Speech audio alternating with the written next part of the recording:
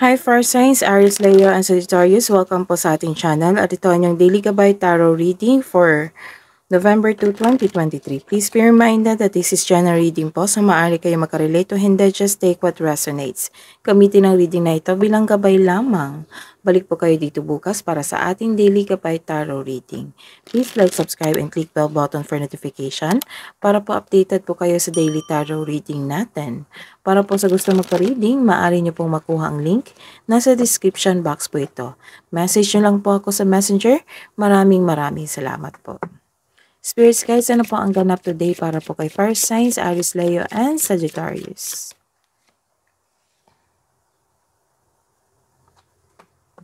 Naka-receive po kayo ng recognition sa araw na ito. Wow, may matanggap kayo na gift.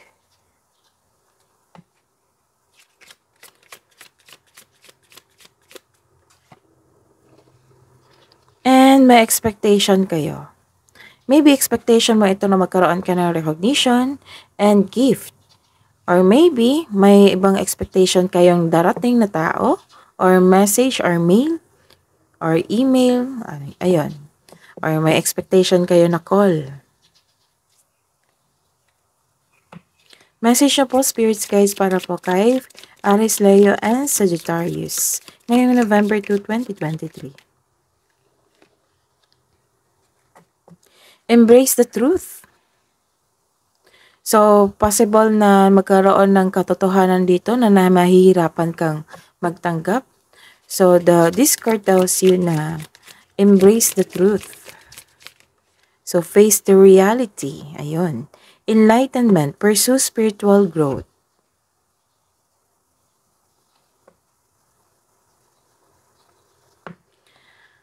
Energy po today ni Aries, Leo, and Sagittarius, Spirit's Guide. Clarification po of this reverse card. Career and money ni Aries, Leo, and Sagittarius, Spirit's Guide. Clarification of this card.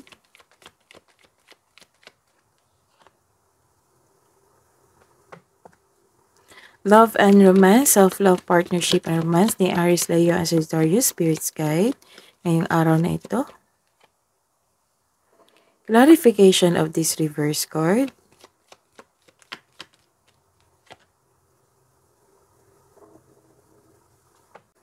By the way, Fire Signs, naka-upload na po yung monthly reading natin for November 2023 para po kay Aries, Leo, and Sagittarius. Maaari nyo pong bisitahin ang ating channel. Scroll down nyo lang po. Andun po yung Aries, Leo, and Sagittarius monthly reading nyo po, November 2023.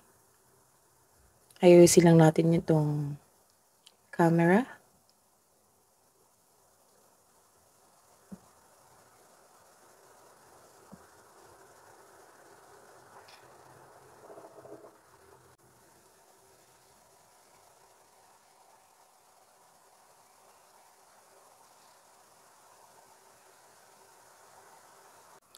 Sa araw na ito, nagkaroon ng breakup or hindi pagkakaisa. May naisip ka ngayon, may naisip kayo tungkol sa isang tao na na-waste ang time mo sa kanya, like nag-invest ka ng effort and time. Akala mo soulmate pero hindi pala. Marahil nakita mo na ang red flag na ito, kaya mas mabuting nakita mo ng maaga. Ilan din sa inyo, may tampuhan kayo o separasyon na magaganap o pag-aaway mula sa isang kaibigan, kamag-anak o miyembro ng pamilya. This card asks you to trust intuition. Trust your intuition, mayroong sikreto na hindi mo pa alam. Marahil, kaya nagkaroon ka ng alinlangan dahil ito sa intuition mo. It's time to communicate openly about any fears rather than ignore them. This is a reverse card again. Nagkaroon ng you felt unworthy. You are creating blockages. You are creating blockages kasi nagkaroon ng hindi pagkakaroon ng pagkakaintindihan dito. Nagkaroon ng away, tampuhan, ayun. Nagkaroon ng blockages. May taong nagselo sa inyo o insecure sa iyo. Hindi niya pinapakita ang kanyang true self, so mag-ingat. Kaya mag-ingat sa taong ito.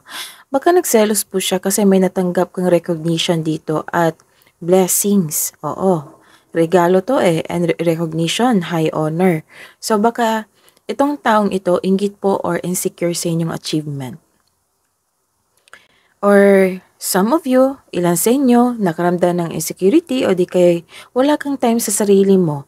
Kaya, the advice is, this card advise you, take time to pamper yourself. Bigyan ng oras ang sarili mo, you deserved it. Some of you sa buhay, karera at kaperahan, naghihintay ng feedback, expectation, naghihintay. Naghihintay ka ng feedback from your client, boss, or new employer nyo. At itong balita na ito ay may ma-offer na makatulong sa iyong buhay pinansyal. Itong news na ito ay ma-excite kayo. Kaya pala may expectation kayo dito. Expectation na may matatanggap kayo ng recognition or gift or resulta sa inyong opportunity. Oo. Marami kang so many big ideas. Inspired kayo ngayon, nagpaplano ka ng dagdag investment para magkaroon ng financial growth. Mas lumaki ang pangarap mo kaya nagpaplano ka ng karagdagang investment. Para sa mga may trabaho, nagpaplano ka to level up. Pinag-igihan mo pa yung trabaho mo para ma-promote ka. Sa buhay pag-ibig, this is a reverse card. Nagkaroon ng feeling you are worried, right? You felt defeated. Oo, you felt defeated. Bakit naman ganun? Ilan sa inyo makaranas na maraming kaaway? Ito yun. Clarification of your first card. May kaaway kayo ngayon, katampuhan, you are putting blockages or nag-cut off kayo ng connection. Ayun. May sitwasyon din hindi nyo na kaya. Laban pa rin. Nagkaroon ng delay at blockages. Oo, this is the confirmation of your card here na nagkaroon talaga ng blockages. Ilan sa inyo nagkaroon ng pagkabalisa at pagpapahiya. Nagkaroon ng blockages against ang mga tao sa inyong desisyon sa buhay.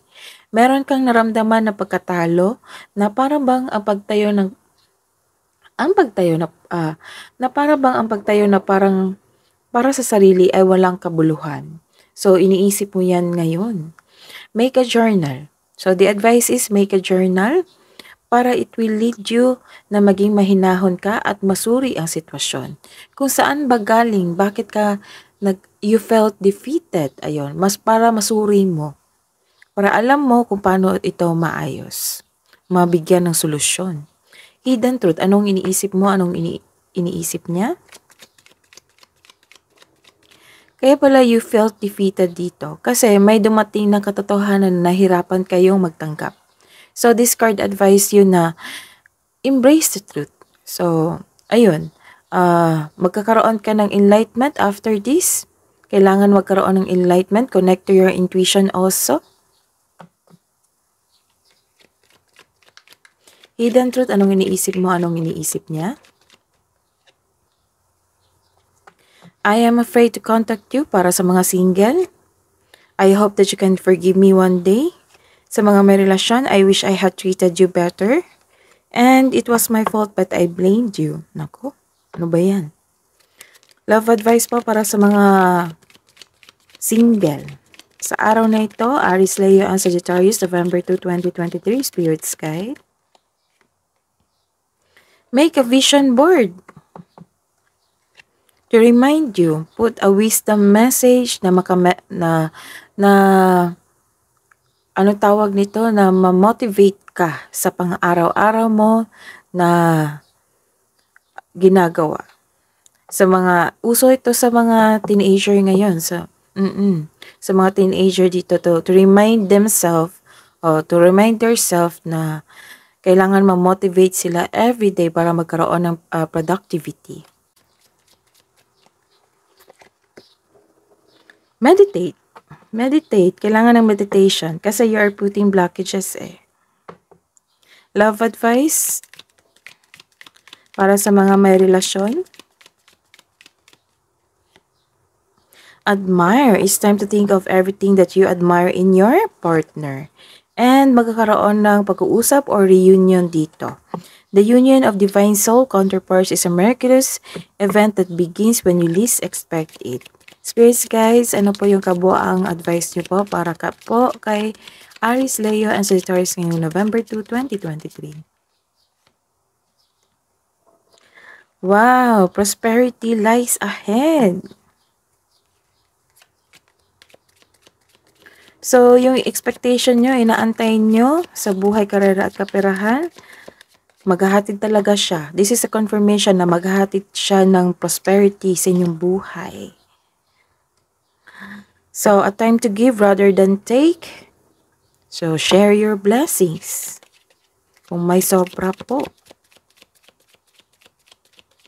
Angels, archangels, guardian angels, spirits guys, message niyo po para kay Aries, Leo, and Sagittarius.